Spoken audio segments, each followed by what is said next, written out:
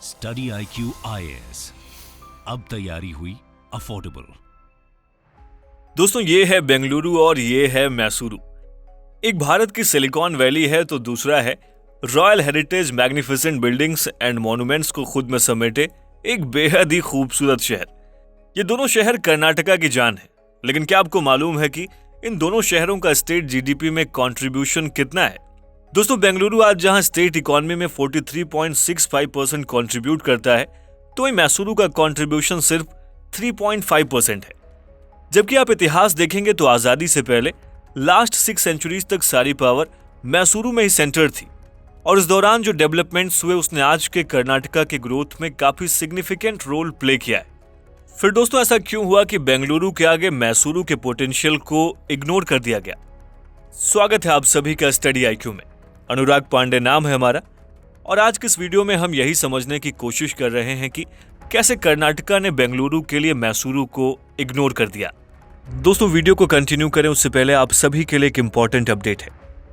दरअसल IAS की तैयारी को और भी अफोर्डेबल एंड कॉम्प्रिहेंसिव बनाने के लिए स्टडी IQ आपके लिए लाया है P2I, that means prelims to interview programme 2024। दोस्तों, इसके जरिए आप प्रीलिम्स, मेंस एंड इंटरव्यू यानी यूपीएससी एग्जाम के तीनों स्टेज की तैयारी एक साथ कर सकते हैं। यूपीएससी सिलेबस को कंसीडर करते हुए इस बैच में आपको लाइव क्लासेस के through basic to advance cover कराया जाएगा। साथ ही mentorship, test series, crash course, notes और बुक्स, ये सब कुछ भी आपको इस बैच में मिल रहा है। CIS live prelims to interview 2024 batch को अगर आप ज्वाइन करना चाहते हैं और आप AN लाइव कूपन कोड का इस्तेमाल करते हैं, तो इस बैच की टोटल फीस 45,000 की बजाय आप इसे 29,999 का अवेल कर सकते हैं। इस बैच से रिलेटेड अधिक जानकारी के लिए आप स्क्रीन पर दिए गए नंबर पर कॉल कर सकते हैं या फिर वीडियो के डिस्क्रिप्शन बॉक्स में दिए गए कोर्स से रिलेटेड PDF को भी डाउनलोड कर सकते हैं। दोस्तों, माना जाता है कि 1399 में मैसूर रियासत आज के मैसूरू शहर और उसके आसपास के इलाकों में एस्टैब्लिश की गई। उस दौरान मैसूर ही यहाँ की कैपिटल हुआ करती थी और भारत के आजाद होने तक इस रियासत की कैपिटल ज्यादातर मैसूर ही बनी रही। दूसरी ओर बेंगलुरु यानी कि बंगलौर को 1537 में विजयनगर एम्पायर के सामंत कैंपेगौड़ा ने एस्टैब्लिश किया। दोस्तों, उन्होंने देखा कि बंगलौर का क्लाइमेट काफी अच्छा है और देखा जाए तो साउथ के एक्सट्रीम क्लाइमेट रीजन्स के कंपैरिजन में ये रहने के लिए सबसे ज्यादा सुटेबल जगह है। यही कारण था कि लोगों ने शहर का रुख किया। फिर धीरे धीरे ये माइग्रेंट्स के शहर के तौर पर डेवलप हुआ और यहाँ उद्योग धंधे भी विकसित होने लगे। दोस्तों, साल 2006 में बंगलौर का ऑफिशियल नाम बदलकर बेंगलुरु किया गया और तब तक ये मैसूरू से काफी आगे निकल चुका था।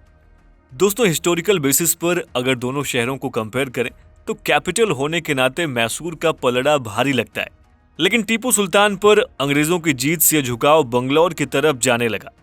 दोस्तों, जीत के बाद मैसूर को वापस वाडियार रूलर्स को सौंप दिया गया और ऑफिशियली बंगलौर भी उनके अंडर में आ गया।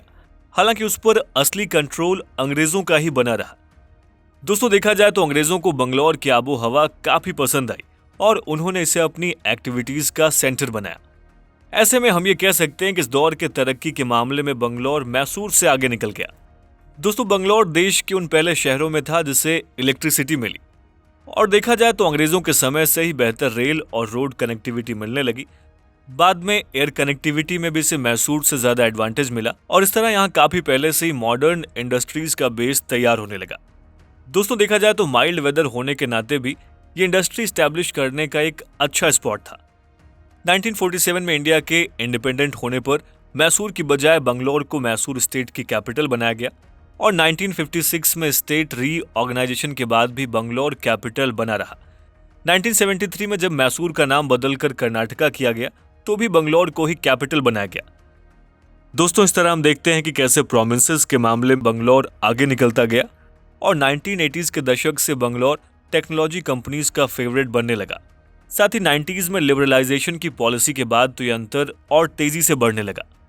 दोस्तों, आइए अब जानते हैं कि राज्य के तौर पर कैसे कर्नाटका ने बेंगलुरु को बढ़ावा दिया और मैसूरू को नेग्लेक्ट कर दिया। दोस्तों, एक कैपिटल होने के नाते ये लाजमी था कि बेंगलुरु पर ज्यादा ध्यान दिया जाए और दूसरे शहरों पर कम। लेकिन मैसूरू की सिचुएशन थोड़ी अलग थी। वो एक बहुत लंबे समय तक मैसूर रियासत की कैपिटल रहा था और बेंगलुरु से ज्यादा दूर न होने की वजह से ये पॉसिबल था कि वो बेंगलुरु के साथ ग्रोथ में हिस्सेदारी कर सके। साथ ही दोस्तों इससे बेंगलुरु को भी कुछ राहत मिल सकती थी, क्योंकि उसके रिसोर्सेज पर पड़ने वाले प्रेशर को मैसूरू कम कर सकता था। बेंगलुरु को ढेर सारी सहूलियतें मिलती गईं और उन चीजों पर ध्यान नहीं दिया गया जो मैसूरू को इसमें भागीदार बना सकती थी। दोस्तों बेंगलुरु को शुरुआती फायदा इसके क्लाइमेट, इसके कैपिटल होने और इसकी जियोग्राफिकल लोकेशंस की वजह से मिला है।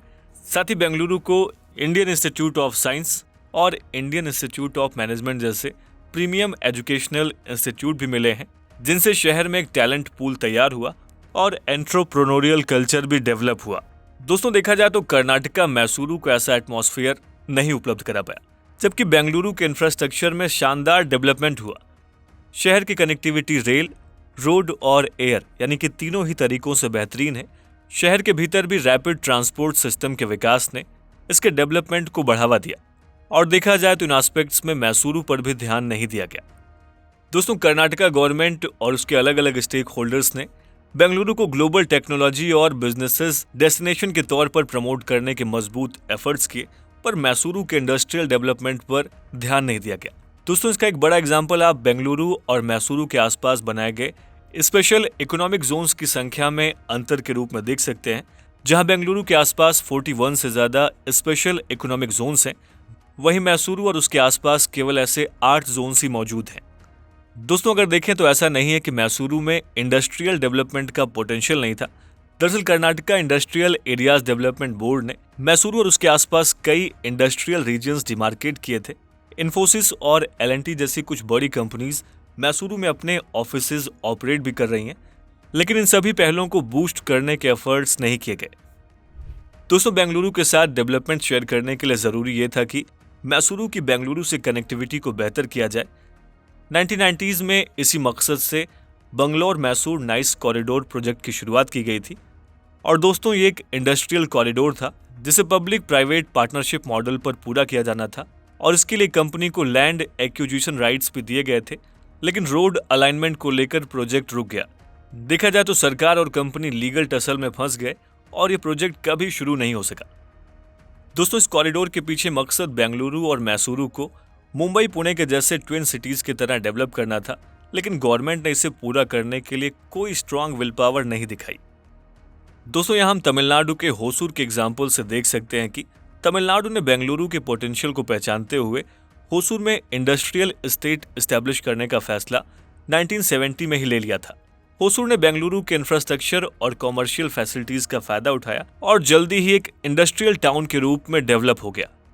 दरअसल होसूर और बेंगलुरु की दूरी बहुत कम होने की वजह से बेंगलुरु आने जाने में बहुत कम समय लगता है और वहां की फैसिलिटीज का फायदा उठाना आसान हो जाता है।